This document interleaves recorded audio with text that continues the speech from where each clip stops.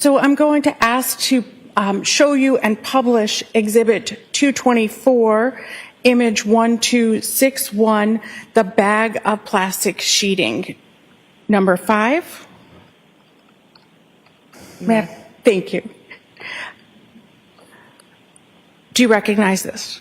Yes. And is this what you were describing to us? Yes, it is. This is the packaging for the plastic sheeting. And then I'd ask to publish and show you Exhibit 225, Image 1264, and have you explain the content of the bag? You may publish that, 1264. Yes, Your Honor. Can you describe that? This is one side of the plastic sheeting. In size, it's estimated to be around 8 feet by 11 feet. And what observations did you make? There were 2 areas of light red-brown staining that I observed. One that I gave as Area A was on the bottom right corner, and Area B was on the top left corner. And what testing did you do? On Area A, I did the screening tests and confirmatory test, as well as from stain B. And what were your results? From stain A, it had screened positive. However, the confirming test was negative. On stain B, the confirming test was positive. Is there a reason that A is negative and B is positive? It is possible that stain A was not blood, or there was not enough sample on the swabs I had collected for testing to be detected by the test.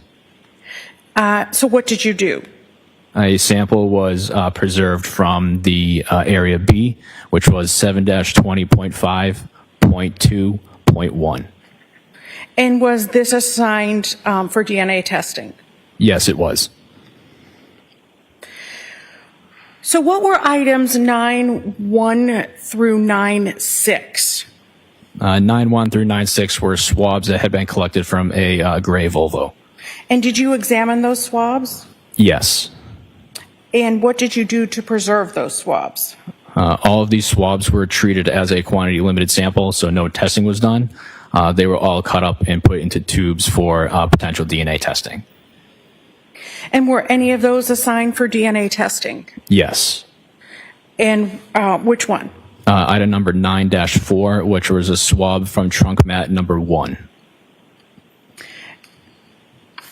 And 9-12, I'd like to talk about now, the jacket, the black jacket, and I refer you and ask to publish Exhibit 226, Image 1119. You may. Thank you. What observations did you make of this? There were various like tannish brown stains on the exterior of the jacket. And were there stains? Not red-brown. They were tannish brown in color. And did you do any testing? Yes, I did. What kind of testing? I did the screening test for blood on all of these stains, as well as from all the unstained areas of the jacket. And what were your results? Screening on all of the stains, as well as the unstained areas, was negative.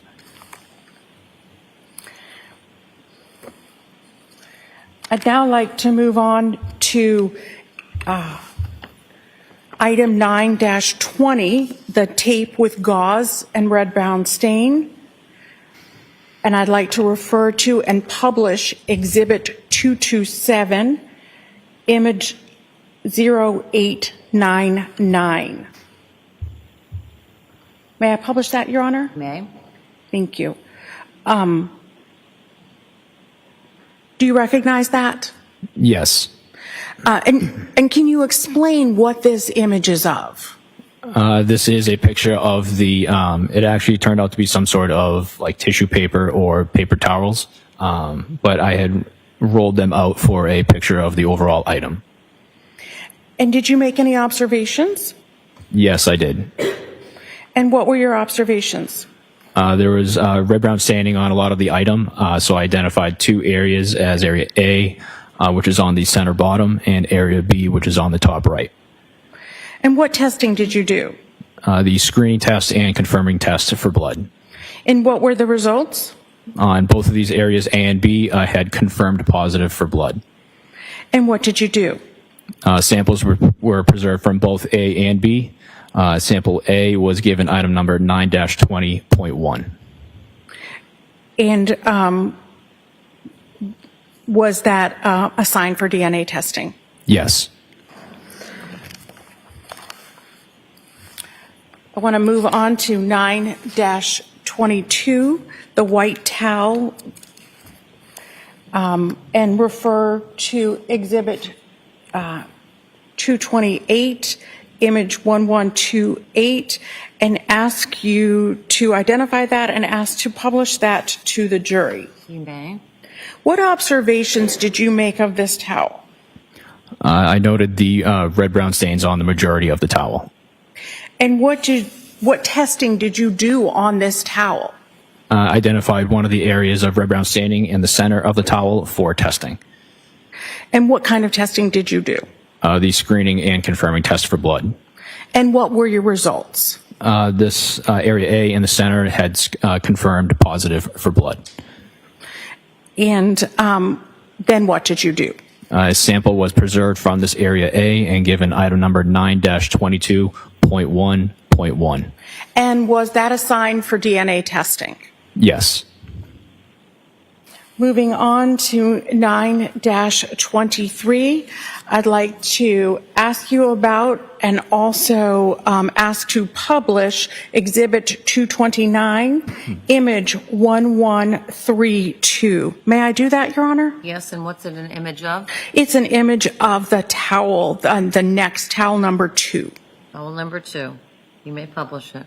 Thank you. Could you tell me about this towel, what your observations are? I noted the large area of red-brown staining in the center and identified it as red-brown stain A. And what testing did you do? The screening and confirming test for blood. And what were the results? The sample A had confirmed positive for blood. And what then did you do after sample A confirmed positive for blood? Sample was preserved for potential DNA testing.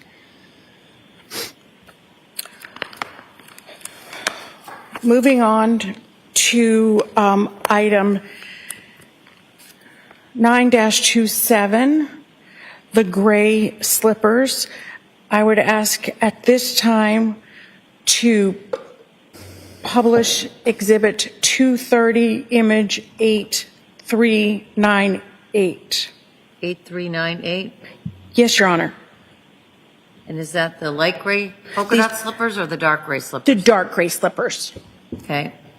Dark gray slippers may be published. What observations did you make? I noted red-brown stains on both sets of slippers, as well as identifying one as stain A, which was on the top of the left slipper, and stain B, which was on the bottom of the left slipper. I'd also ask to show Exhibit 231, image 8399. It's also the same dark gray slippers, just the back of the dark gray slippers. You may. Mr. Sheehan, can you tell me about this photograph? This is the bottom of, or the soles of the dark gray slippers. So what testing did you do? The areas A and B, A being on the top of the left slipper and area B on the bottom of the left slipper, I did the screening test and confirming test for blood. And what were your results? And both of these areas had confirmed positive for blood. And then what did you do? A sample was collected from both of these areas, as well as from the unstained areas on the interior of the slippers. If we could go back to the previous Exhibit 230, please. Can you explain where you're talking about the unstained interior? On the light blue section, I tried to do a collection from the areas that were not stained. Meaning not red-brown. Correct. And why did you take a sample from the interior unstained area? This is to collect any potential amount of skin cells in this area to help identify a person who may have been wearing the slippers. And where exactly are you trying to swab at that point? In this case, for the slippers, it would be anywhere it would be high contact with the feet. So all the light blue areas on the sole as well as underneath where the toes would be. And why were you trying to avoid the red-brown stains? To at least limit any type of cross-contamination between the stains and for skin cell collection. So did you give numbers to any of the areas that you collected? Yes. And what numbers did you give?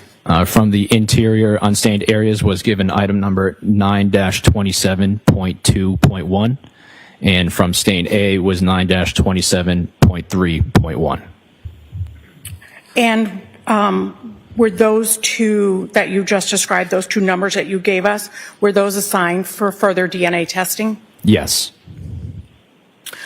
I'd like to talk to you now about 9-28, the apparent hairs, and I'd ask to publish Exhibit 232, image 1200, IMG underscore 1200, that being apparent hairs. You may do so. What observations did you make? On this item, there was a section of red-brown staining in the center of the apparent hairs, which I had done the screening and confirming test for blood. And what were the results? The red-brown stain identified as stain A was confirmed positive to be blood. And what did you do as a result of that? A sample was preserved from this and given item number 9-28.1.1. And was this assigned for DNA testing? Yes, it was. Did you do anything else with this item after the blood testing? Yes, I did. And what did you do? I examined 2 of the hairs for classification. And how do you classify a hair? The structure of a hair is very similar to the structure of a number 2 pencil, where the eraser is the root, the outer yellow portion is the cuticle, the wooden portion is the cortex, with the inner graphite section being the medulla. All 4 of these areas under a microscope demonstrate various types of characteristics, and it's these characteristics that are used to classify a hair as a human or animal. And where do you make those observations? In the lab using a microscope. And were you able to classify the hairs here? Yes, I classified 2 of them. And how did you classify them? Again, I pulled randomly 2 of them out of the clump of apparent hairs and to examine in the lab. And did you classify them as human or animal? One of them I had classified as being consistent with a human hair, and the second hair was consistent with an animal hair. I'd ask now to publish Exhibit 233, image 0018, that being a hair number 1. You may. Mr. Sheehan, can you tell me about this image? This is the root of the hair that I identified as being consistent with a human hair. And you said this was the root? Yes. And can you tell me why you characterized it as human hair? Due to the nature and the shape of the root itself, as well as other characteristics from the shaft and the medulla. I'd ask to publish the next exhibit, 234, image 0022, that being hair number 2. You may. Mr. Sheehan, what is this hair? This is the root area of the second hair that I identified as being consistent with an animal hair. And can you explain why you believe this was, you were able to characterize this as an animal hair? Along with the shape of the root and the characteristics of the scales and the medulla on this item, identified as being consistent with an animal hair.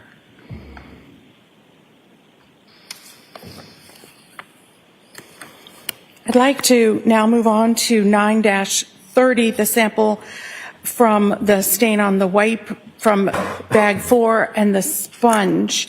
And I'd ask to publish Exhibit 235, image 1195.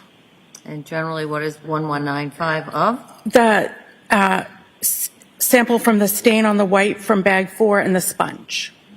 You may publish it.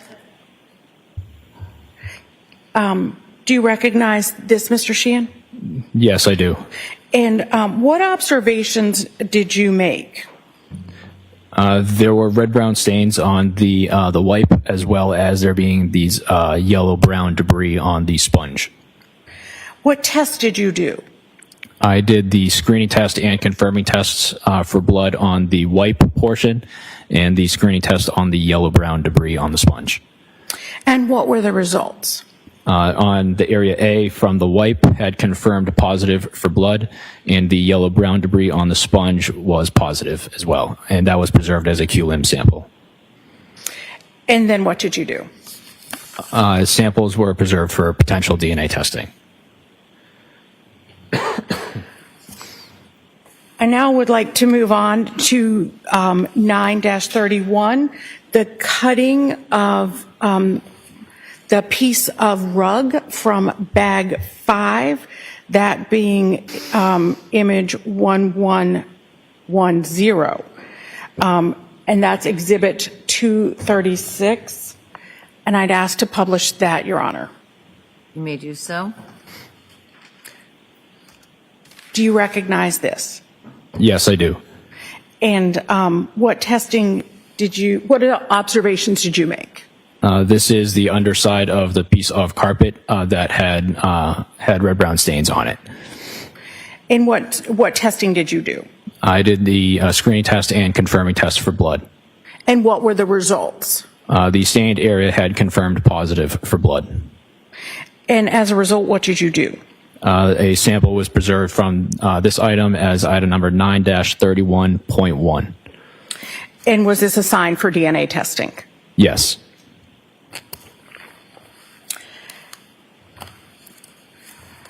Looking next at 9-32, the Tyvek suit.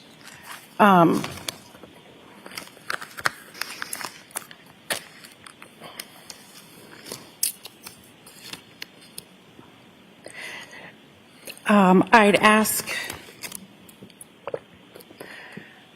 to publish Exhibit 237, image 8388.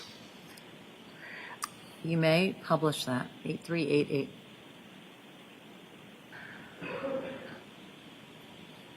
Mr. Sheehan, what observations did you make of the Tyvek suit? There were several areas of red-brown staining, both on the exterior and the interior.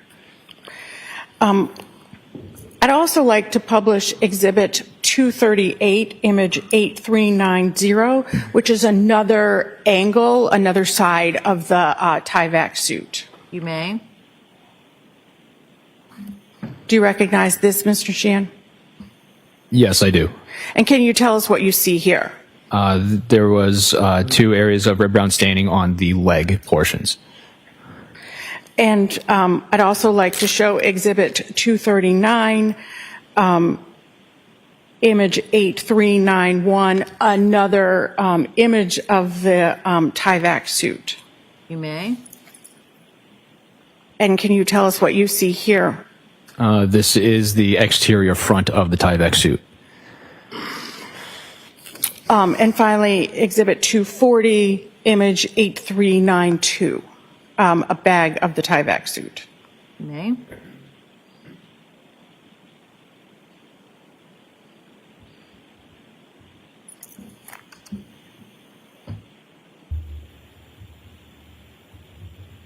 Ms. Gilman, 8392. Thank you, Ms. Gilman. And do you recognize that? Yes, this is the tag on the Tyvek suit. Thank you. So What observations, you told me about your observations, I apologize. What tests did you do? I identified 4 areas of red brown stains for further testing, A through D. A and B were on the exterior front pant legs. Area C was on the back right ankle, and area D was on the interior right sleeve. And so what testing did you do? The screening test and confirming test for blood. And what were your results? On all 4 areas, A through D had confirmed positive for blood. And I'd ask to show Exhibit 241, Image 8393, that showing those results. You may show the results. As a result, what did you do? Samples were preserved from each one of these areas, as well as from the interior sleeve cuffs of the Tyvek suit. And why did you take a sample from the interior sleeve cuff? This is very similar to the reason why collecting from the unstained areas of the slippers. This is an area of high contact with the skin, so this was done for the collection of skin cells to identify a person who may have been wearing it. And were any of these assigned for DNA testing? Yes. And can you tell me which ones were assigned for DNA testing? Samples number 9-32.1.1 was the sample from the interior sleeve cuffs. 9-32.2.1 was the sample from stain A, and 9-32.5.1 was the sample from stain D on the interior sleeve. Moving on to 16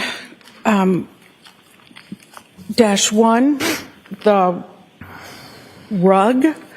I'd ask to show you Exhibit 242, Image 1143, and publish that to the jury. You may publish that image to the jury. What observations did you make of this rug? I noted an area of red-brown staining on the left portion of this piece of carpet. And what testing did you do? The screening test and confirming test. And what were the results? The stain area A had confirmed positive for blood. What did you do? A sample was collected for potential DNA testing. Moving on to 16.2, I'd ask to publish Exhibit 243, Image 1148, different 16.2, that being a sample from portion of rug 2. All right, you can publish that, 1148. What did you note on this? What observations did you make? There were several areas that identified for testing as stains A through F. And what testing did you do? The screening tests and confirming tests. And what were your results? On stains B through F, the screening test was negative, and on stain A, it had confirmed positive for blood. I'd like to talk about 16-3, a sample, that being rug number 3. I'd like to show you and publish to the jury Exhibit 244, Image 1153. You may do so. What observations do you make, Mr. Sheehan? I observed a large amount of red-brown stains. On the left portion of the carpet is where I identified as stain A. And what testing did you do? The screening and confirming test for blood. And what were your results? The area of stain A had confirmed positive for blood. And as a result, what did you do? A sample was collected for potential DNA analysis. Moving to 16-4, a sample of rug number 4. I'd ask to publish to Exhibit 245, Image 1158. You may publish 1158. Thank you. What observations did you make, Mr. Sheehan? There was an area of red-brown staining on the bottom of this piece that identified for testing as stain A. So you're testing, you did do testing? Yes. Okay. And what were the results of your testing? On this area, stain A had confirmed positive for blood. And did you preserve it for DNA? Yes. Moving to 16-5, rug number 5. I'd ask to publish Exhibit 246, image 1163, Your Honor. You may do so. Thank you. Mr. Sheehan, what observations did you make? There was an area of red-brown staining on the left portion of the carpet. And what testing did you do? I did the screening and confirming test for blood. And what were the results? This stained area A had confirmed positive for blood. And as a result of that, what did you do? A sample was preserved for potential DNA testing. Moving to 16-6, rug number 6. I'd ask at this time to publish Exhibit 247, image 1176 from rug number 6. You may publish that image, 1176. Thank you. What observations did you make? I noted the red-brown stains on the bottom left corner of this piece of carpet. And what testing did you do? The screening and confirming test. What were the results of your testing? This area had confirmed positive for blood. And what did you do? I preserved a sample from this area for potential DNA testing. Moving on to 16-7, rug number 7. I'd ask to publish Exhibit 248, image 1180. You may publish image 1180, rug 7.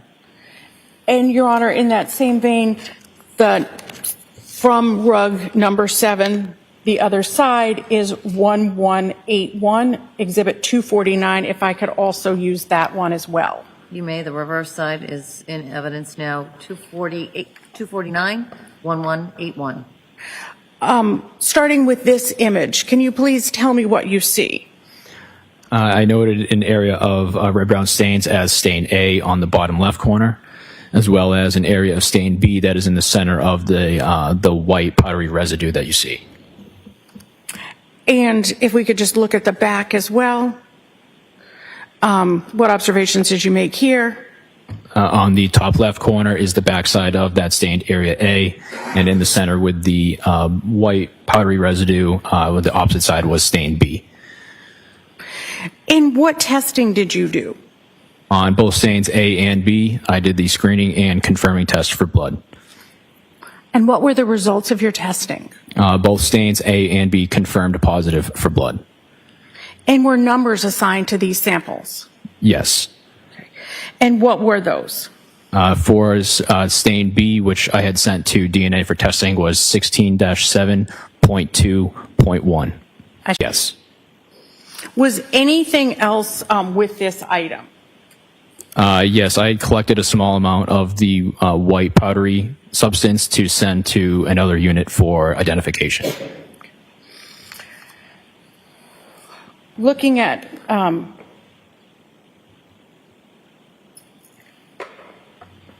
16-12, I apologize. And I'd ask to publish Exhibit 250, image 1187, that being hair. May I do that, Your Honor? You may do so. What did you do to examine this? I examined 5 random hairs from this clump for identification. And what tool did you use? I used a set of tweezers to remove it from the sample and then visualize the items underneath a microscope. And what classification did you make? On all 5 pieces of hair that I removed, all 5 had classified as being consistent with a human hair. And you used the same technique that you described to us earlier? Yes. So after you finished with the testing for blood and looking at the hairs, what did you do next? I would write my report for all of my findings, as well as assign DNA items for analysis. And what is the next round of testing at your laboratory? The next section for DNA samples would be the DNA unit. And what does go on for testing? Any samples that are assigned by the criminalist working on the case. And how is the determination made as to which items to send for DNA testing? When the criminalist is examining the case, they try to select the samples that have the most amount of forensic relevance and answer as many forensic questions as possible. And are there limits as to the number of items that can be sent forward for DNA testing? Yes. Why is that? It would, for every single case, there are tons of samples that are collected for DNA. It would create a huge backlog in the lab system, which is why we try to select the most forensically relevant samples to answer as many questions as possible on the first round of testing. So were items in this case sent for DNA testing? Yes. And so you've identified those items as we went along. You gave the number and you said which items you sent along for DNA testing. Is that right? Yes. In addition to those items, was there one other item that was also sent for DNA testing? Yes.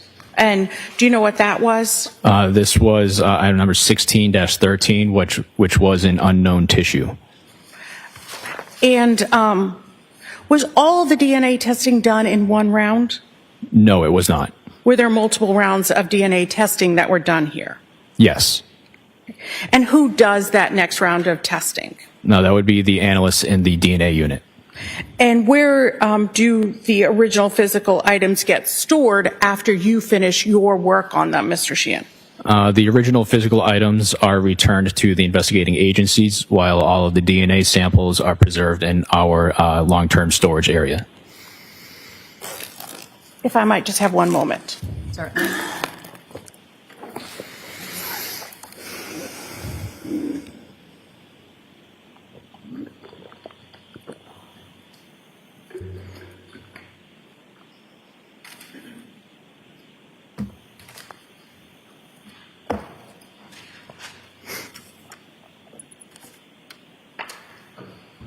Well, I do have a few more questions. What is luminol? Luminol is a type of test that is used by various agencies. It's very similar to that of LCV. And does fingerprint testing affect DNA testing? No, it does not. Does fingerprint testing affect your testing? There's various chemicals that are used for testing, but again, those are known by the unit and the lab. So measures are taken in order to still do DNA testing in case of negative results. And what effect of applying cleaning products to blood stains would impact your testing? If the concentration of bleach or cleaning agent was high enough and was used on a sample long enough, it could degrade and destroy any type of DNA that would be on a sample or area.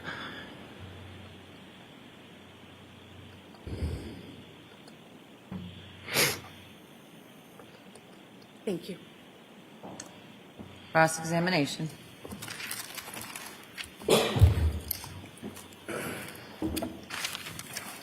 Good afternoon. Good afternoon.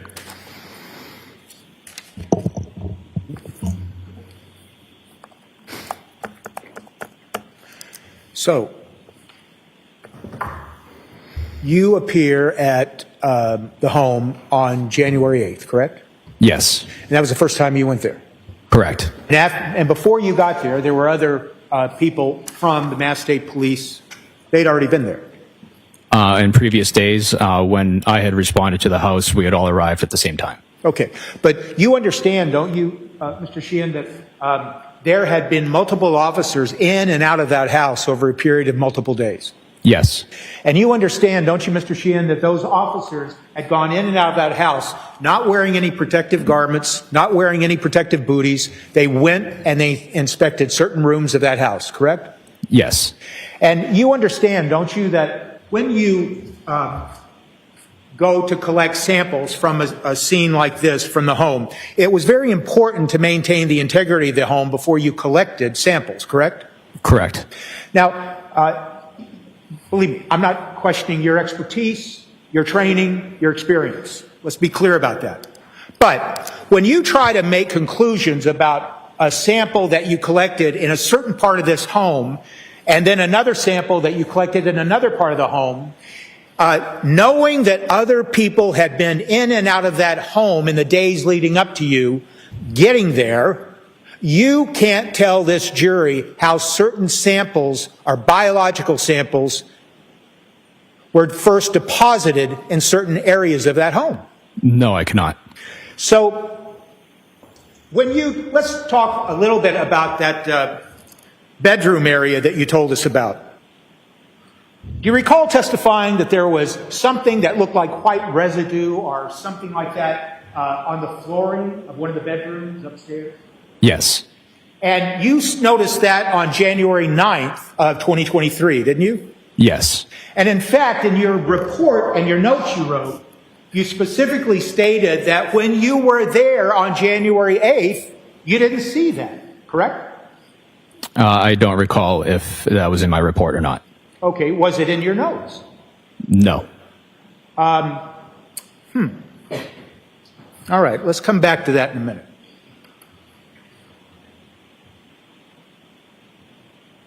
On January 8th, were you up in that bedroom where that area was?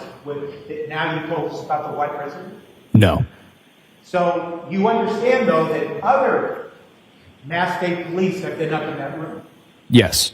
And you understand that when you went up on the 9th, that's when you first saw what you have described to this jury, correct? Yes. Now, as a result of the observations that you made in that room, it's our understanding then that you caused, well, that's not entirely accurate, but in any event, there was flooring dug up in or around that area that you saw the white residue, correct? Correct. And that area covered that area that looks like from the exhibits, that area that was between the clothing, the pile of clothing, and placard tin, correct? Yes. And then I keep saying that. Did you ask that the flooring be removed? No. Okay, someone else did that. Correct. But then after that flooring was removed, you went up and examined that area where the flooring had been removed. Correct. Now, there is a reason, isn't there, why someone decided to remove that flooring? There's a reason for that, right? Yes. And the reason would be because they were looking to see if there was biological evidence that had deposited itself between the spaces between the wood flooring planks, correct? Yes. And that is a common thing that you have seen in your examination of flooring, that something like fluid blood or fluid biological, some other substance, flows between the crevices or where the flooring butts up against each other, correct? Yes. And when the flooring is then pulled up, now what you're looking for is to see if any of the biological fluid had deposited itself not only in the joints between the flooring planks, but then back on the subfloor where the flooring planks lay, correct? Yes. And after a thorough examination, after all of those flooring planks were dug up on that floor, you didn't find any evidence whatsoever of any biological substance that tested positive for blood. Correct. And you didn't find any evidence of biological substance that tested for anything else up there after they ripped out that floor, correct? Correct. There is nothing in the examination of that bedroom that indicates that any biological substance whatsoever had been deposited on the floor, is it? Yes, that is correct. Now, is that the same room that had a hole in the ceiling? Yes. And what did you do to test any of that area surrounding that hole in the ceiling in that same bedroom? I did not test it. Did you go up into the attic and examine the attic that surrounded that area where that hole was? No, I did not. From what I recall, that it looked like it was undisturbed. What do you mean by that? The insulation area. The insulation area in the ceiling. Yes, directly above the hole. So to you, when you say undisturbed, it looked like maybe someone hadn't even been up in the ceiling because the insulation had been undisturbed, correct? Correct. And so if someone had been up in the attic, and based on your experience and training, you would have expected maybe to see that insulation having been disturbed.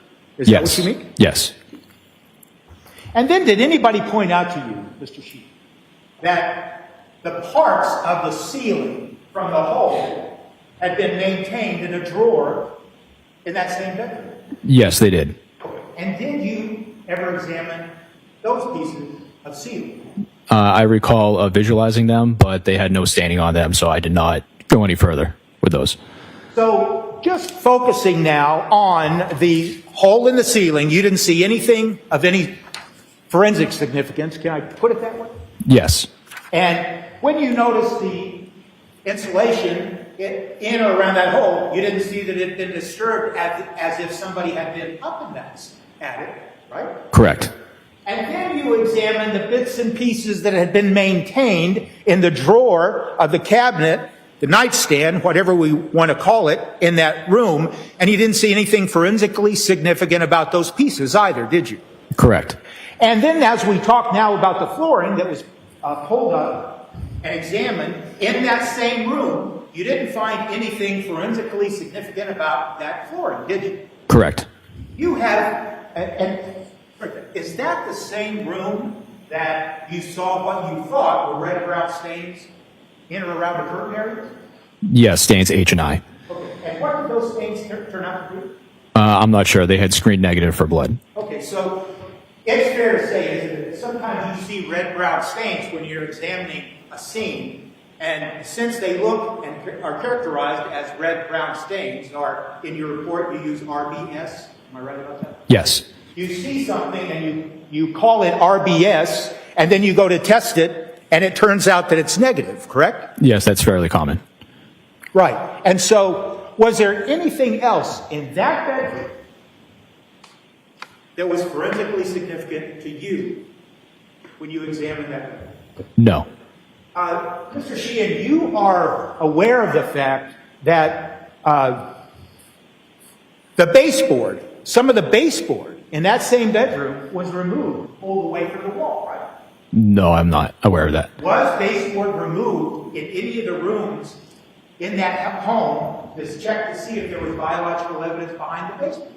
I'm not sure. Okay. You're not saying it didn't happen. You're just saying, to the best of your knowledge, you didn't do it, correct? Correct. So as you sit here today in front of these jurors, it's fair to say that forensic, there is nothing in that bedroom that indicates that anything forensic was found in that bedroom, correct? Correct. And you have no idea when you talk about that white residue on the floor that you saw on January 9th, you have no idea what caused it, correct? Don't. And you don't know if that was caused by, let me back up a little bit. Did you describe that on direct examination as if the varnish on the floor had been removed? Yes, that's what it appeared to be. And when you did you use the word removed? Yes. But it's true, isn't it, that you could characterize the absence of the sheen of the varnish, that it could have just been the result of wear and tear, correct? Yes. And in a bedroom like that, where you have a lot of people coming in and out, and it's in the open area of the room, that could just be a result of wear and tear from kids playing, adults walking back and forth over periods of time, correct? Yes.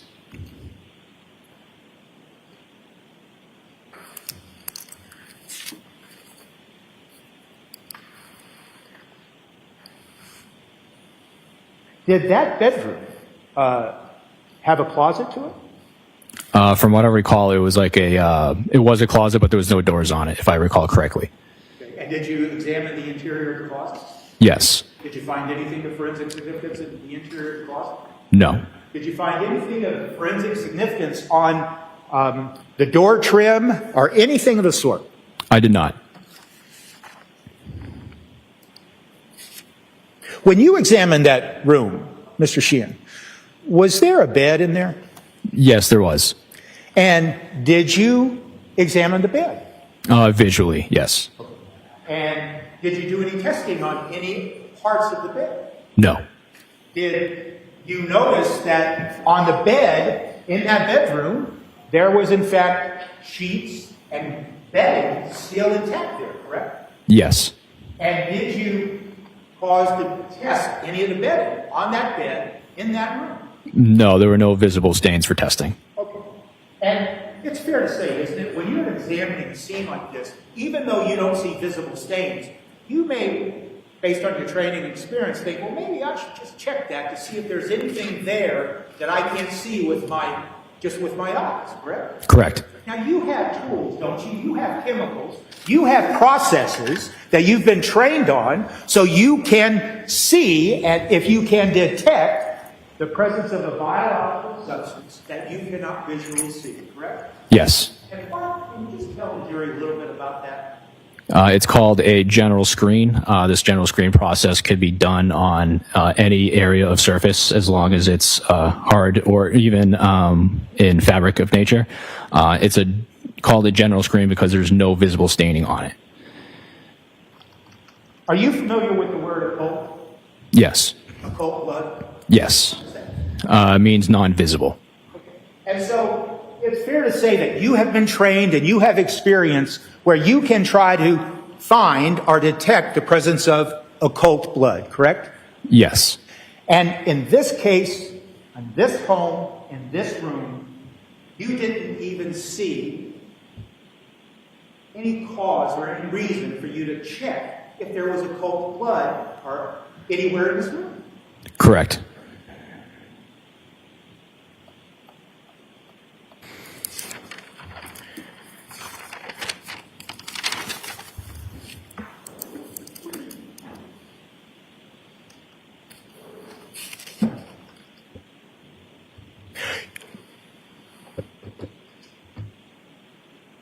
Now, I want to talk to you a little bit about some other rooms in this house on the second floor. Did you examine other rooms in this house that were up on the second floor? Only the bathrooms. And there were two bathrooms, correct? Yes. And was one, can you just tell the jury where the bathrooms were on the second floor? On the second floor, there was one directly in front of the stairs as you reach the second floor, and then the second one was in one of the other bedrooms. Now, I thought I heard you say, and please correct me if I'm wrong, that with regards to both bathrooms, you examined and tested the handle faucets, correct? Yes. How did you do that? Generally to see if there was any type of biological material on a person's hands if they had used the sink to try to wash off. And in your experience and training, and in examining these scenes, you will often find evidence of biological sample, including blood, on the handles of the sinks, correct? Yes. And that's true, isn't it? Especially where someone has tried to clean up a scene where something bad has happened, correct? Correct. And in this case, in both bathrooms, on the second floor, on the same floor where that room was that had the hole in the ceiling, you found no evidence of any biological or forensically significant biological sample in either one of these bedrooms, correct? Correct. It's fair to say, isn't it, that based on your training and experience, when you're not just looking at those handles, you also looked at the drains, didn't you? Yes. And why'd you look at the drains? If you were washing your hands, that's where all of the water would go. And in fact, what happens is, isn't it, that if someone has a biological substance on their hands and they're trying to hide it or get rid of it, and they wash their hands, that biological substance can flow down the drain, but it also can remain in the seams or where the drain connects to the sink, correct? Yes. And that is a source, often, based on your experience, where that's where you find examples of biological substances that rest between the seams, I'm going to call them, and that's not a good word, but a seams of where a drain fits into the sink point, right? Yes. Because people can try to clean that up. If they want to hide where something happened, they can try to clean that up, but they don't think well, when they try to clean it up, they might not be able to clean up what went in between the seams of the sink drain and the sink, correct? Yes, I would say that's accurate. Okay, and that's why you look there, right? Yes. Because even though someone might try to clean up, they don't know that that's where the biological substance may rest, correct? Correct. And that same thinking, that same process of investigation that you've been trained and you have experience doing it, that was kind of the same thinking you used when you went up and looked at the pulled up floor that someone had pulled up, and you looked at the flooring and the subfloor to see if anything had been deposited there. Someone might not have known could have gotten there, even though they tried to clean the floor, right? Correct.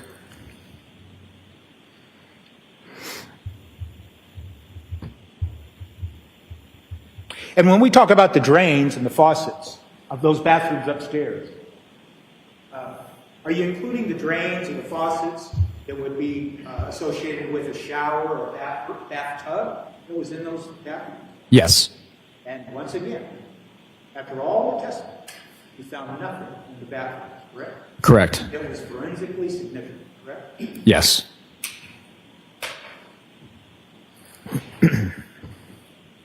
So now I want to ask you, as you move down from the second floor of this home, and you move down the stairway, was there in fact a main stairway that came down from that second area you just told these jurors about? Yes. And did you examine the stairway that led down? Yes. If you know, Mr. Sheehan, were the stairs that traveled from the second floor down to the first floor, were they wood or covered in carpet or anything of the sort? If I recall correctly, they were hardwood. Okay. And you examined those stairs to see if there was any evidence of blood? Yes, visually. And you saw nothing? Correct. And you saw nothing on the walls that bordered those stairs? Correct. And you saw nothing on the railings that would border the stairs, correct? Correct.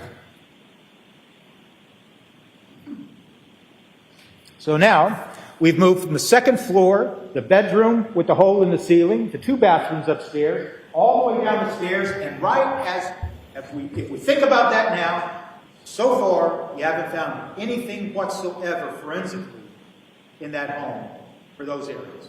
Correct.